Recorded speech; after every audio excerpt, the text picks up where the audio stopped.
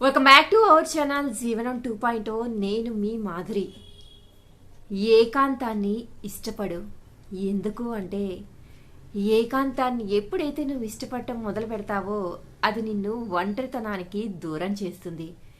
నేను ఒంటరిగా ఉన్నాను అనే డిప్రెషను నీకెప్పటికీ కూడా రాదు. ఎందుకు అంటే నువ్వు ఏకాంతాన్ని ఎంజాయ్ చేయటం మొదలెట్టావు.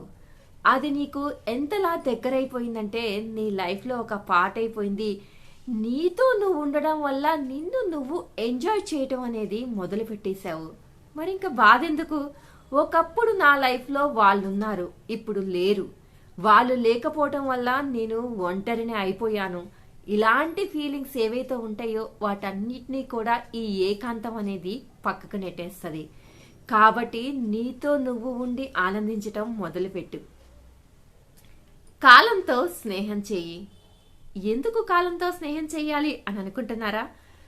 ప్రతి మనిషికి ఏ రోజైనా కానీ తోడుండేది ఒక్క కాలం మాత్రమే. ఎలా అని అనుకుంటున్నారా?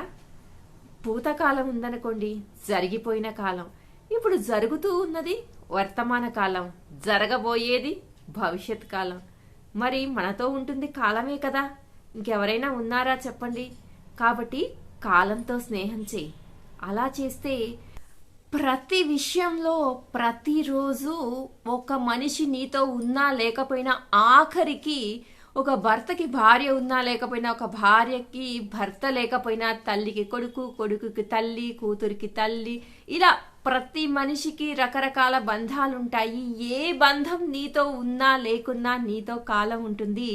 కాబట్టి ఎప్పుడైతే నువ్వు కాలంతో స్నేహం చేస్తావో నిన్నెప్పటికీ ఏ సిచ్యువేషన్లోనూ వదిలి వెళ్ళదు కాలం, తెలుసా?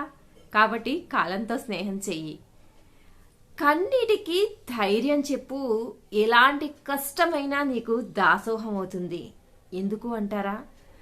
ఎందుకు అంటే ఆ కన్నీటికి ఎప్పుడైతే ధైర్యం చెప్తావో అంటే ఎందుకు నేను బాధపడాలి, నాకు ఈ బాధని కలిగించిన వాళ్ళు కదా, వాళ్ళందరూ హ్యాపీగా ఉంటే నేనెందుకు బాధపడాలి? ఈ కన్నీటికి ఏ కారణమో ఆ కారణాన్ని అధిగమించి దానిలో గెలిచి నేను చూపించాలి, అప్పుడు కదా నేను గెలిచినట్టు అని చెప్పేసి ఎప్పుడైతే కన్నీటికి నువ్వు ధైర్యం ఇస్తావో, ఎస్ నేనున్నాను, ఎందుకు ఇట్లా కన్నీళ్ళు వస్తున్నాయి, కన్నీటికి కూడా నువ్వు ఒక పర్సన్ లాగా చూసి నువ్వు బాధపడుకో, నీకు నేనున్నాను అని చెప్పేసి ఒక భరోసా లాగా నీ కన్నీటికి నువ్వే భరోసా అయ్యావనుకో, నువ్వు ఎప్పుడైతే ఆ కష్టం దరి చేరకుండా నీ కంటి నుంచి కన్నీళ్లు రాకుండా ఉండేటటువంటి సిచ్యువేషన్ని నాకు నేనే తెచ్చుకోవాలి అని చెప్పేసి నీ కన్నీటికి నువ్వే ఎప్పుడు భరోసా అవుతావో ఎలాంటి కష్టాలైనా సరే నీకు దాసోహం అవుతాయి. కాబట్టి కన్నీటికి ధైర్యాన్ని ఇవ్వు, భవిష్యత్తుకి ప్రేమని ఇవ్వు. ఎందుకంటే భవిష్యత్తుని ఎప్పుడైతే నువ్వు ప్రేమించడం మొదలు పెట్టావో అంతా పాజిటివ్, ఎట్లాంటి నెగిటివ్ ఉండదు. ఎందుకు అంటే you are ready for that, you are ready for everything, you are ready for anything. నా లైఫ్లో కష్టమైనా నష్టమైనా ఏదొచ్చినా ఐఎమ్ రెడీ ఫర్ దట్.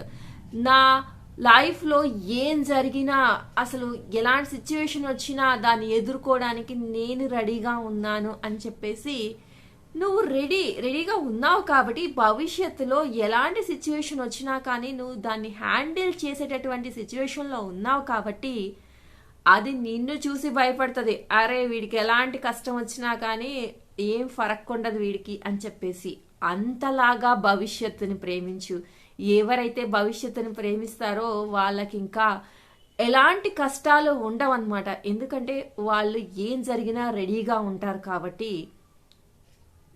భవిష్యత్తుని ప్రేమించు. ఇదండి ఈరోజు వీడియో ఫ్రెండ్స్. వీడియో కనుక నచ్చితే లైక్ చేయడం మర్చిపోవద్దు. మరిన్ని ఇలాంటి వీడియోస్ కోసం వెంటనే ఛానల్ని సబ్స్క్రైబ్ చేసుకొని పక్కనే ఉన్న బెల్ ఐకాన్ని ప్రెస్ చేయడం మర్చిపోవద్దు, ఇలాంటి మరిన్ని అప్డేట్స్ కోసం.